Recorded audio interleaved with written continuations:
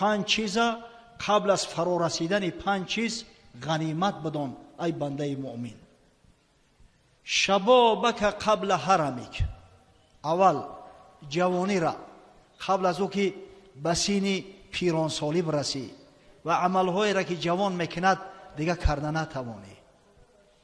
و صحتک قبل سقمک، دوم سلامتی بدن، این نعمتی را که خدای تعالی برات عنایت کرده است قبل از او که بیمار شوی، قبل از او که دیگه از حرکات و از طاعات عبادات بازمانده گردی.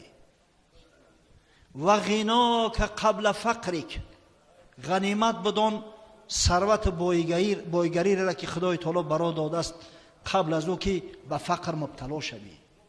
در دنیا آدم این است که به فقر مبتلا نشود. در این دنیا همین لیچی برهنه اومدیم، باز همین یک پاره کفن در میپیچونن منو میبرن در خاک میگذارن مو.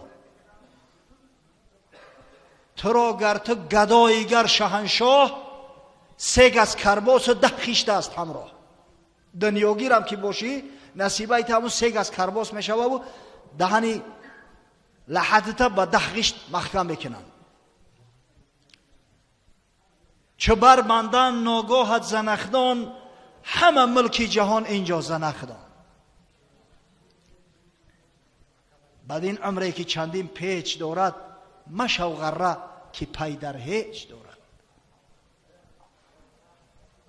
او 2 چیزی که مونده بده ما در اطرافش صحبت نکرده بودیم، رسول گرامی صلی الله علیه و سلم نصیحت کردن.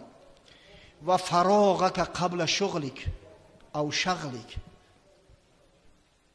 فارغ بالی را، این همی وقتی خوشه، وقتی آسوده را، آزادی را، امکانات را که خدای تعالی برات فراهم آورده است، قبل از او که مشغول شوی، قبل از او که محکم گردی، قبل از او که دیگر همه امکانات از دستت بروه، ای بنده مؤمن غنیمت بدان.